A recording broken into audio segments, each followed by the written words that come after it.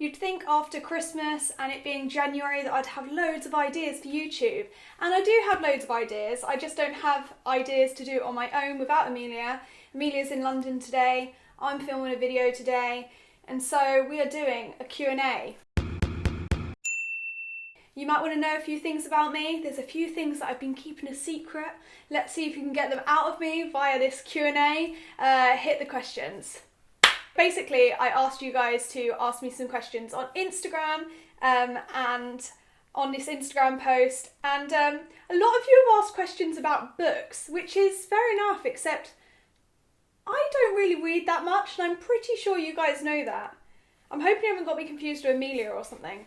What is something you learned in 2018 that you're going to remember and look back on in the new year? So something that I learned in 2018 is probably that it is possible to achieve like a massive dream of yours. I learned that from Amelia because she got her book published. She's been trying to do that for ages. And I know lots of people look at her and they're like, she's 21 years old. How long could she have wanted to do this? She'd been writing books forever, since I can remember. So when she would watch a film when she was younger, for example, I don't know if this happened with Princess Diaries, but let's say she watched Princess Diaries and she wanted another film to come out. Amelia would sit there, like the little cute human being that she is, and she would write like the next movie and what she would want to happen in it and things. It didn't happen with the Princess Diaries. I can't remember the movies it did happen with, but yeah. So Amelia had been writing for ages, and now she's got a book out. She's writing another book. Insane. To summarise from all my babbling, the thing that I've learned from 2018 is that you can achieve a dream even if it seems absolutely massive and even if lots of people don't believe in you. Where are you living at the moment, Grace? Are you and Amelia still going to premieres and stuff? So this is a good question at the current moment. So obviously I still have the house of Ryan in Farnham, but currently, as you can tell right now, if you recognise this space, is I'm filming at my mum and dad's. I've been living here for, a week or something, maybe a little bit longer, in intervals, so for a few days there, a few nights there, here and there. Basically, I've been filming a really exciting project. I've been presenting for it. It's involved a lot of long days in London. It's involved a lot of long days, like, abroad. I did one day where I went to Brussels and back in one day, and that was really, really knackering.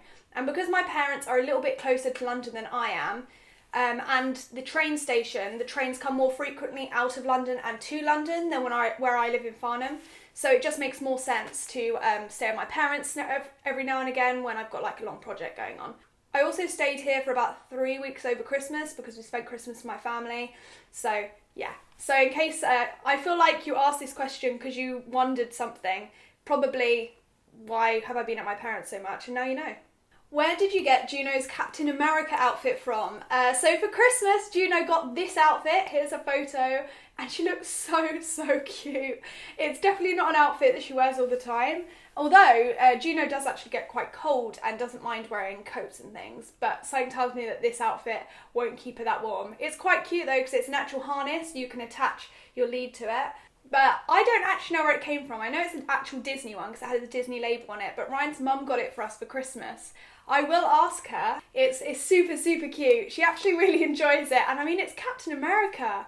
Me and Ryan are kind of nerdy, so it's like our dream dog outfit, if I'm honest, and it looks super cute. How were your teen years? About bullying, choosing future occupations, and things like that. So when it came to friends, I had a really good group of friends. When it came to school, I really enjoyed it. I enjoyed studying. I loved going there. I always said that I wouldn't have minded going to a boarding school because I genuinely loved school that much. But I didn't enjoy some of my teachers. Weirdly, for the subjects I actually chose myself, like drama and art. Specific teachers in those subjects actually made me cry and told me I was not doing very well, told me I was failing. I ended up getting A stars, which... It's not like because they told me I was failing, I then ended up getting an A star. I didn't change the way I worked because there was no way of me changing the way I worked or putting more work into it. I really enjoyed this subject, so I don't really understand why the teachers were putting me down so much. That was a tough point in school, but I got through it. I also wanted to be a doctor when I was like in year 9, I think. I wanted to be a doctor, that's what I wanted to do. I obviously loved acting and I was doing acting as well, but I really loved science and maths. I did then get like a C in one of the sciences, I think it was biology, and because I wanted to be a doctor, I took that to heart, and that's when that dream kind of crushed a little bit. thinking back on it, it's probably for the best, because if I really truly loved it and wanted it that much, I would have just like tried harder and harder and never given up. But I did give up pretty easily, just over a C. But seeing as I gave up that easily, just over getting a C, it was probably for the best that I didn't do that. And I still love any like doctor show, love Grey's Anatomy, even though I know that's the most like dramatic version of being a doctor, or least dramatic version, depending on how you see it. And which is why someone asked me what's my favourite book of 2018, or what book am I reading now. Favourite book of 2018 was Amelia's, obviously, Every Colour of You. It was actually the only book I read in 2018. I'm not a massive reader, but my New Year's resolution is to read at least 2 books this year, because I'm not pushing myself too much. And I think I found a book that I could read over and over again. It's called This Is Going to Be Hurt by Adam Kay, I think it is. And I just love it.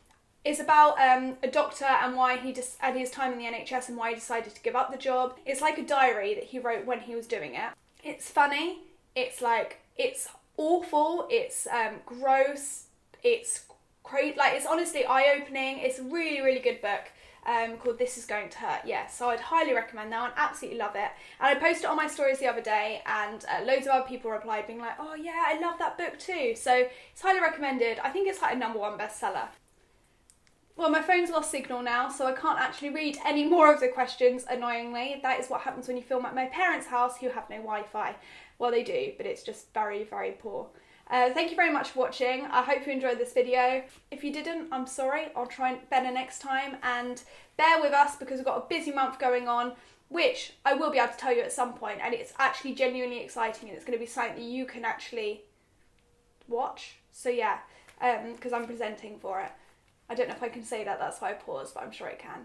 Thank you very much for watching, guys, and we will see you next week. Man Dev Weekly is finally starting again. Yay! I think you might have seen one last week. Who knows? Bye-bye!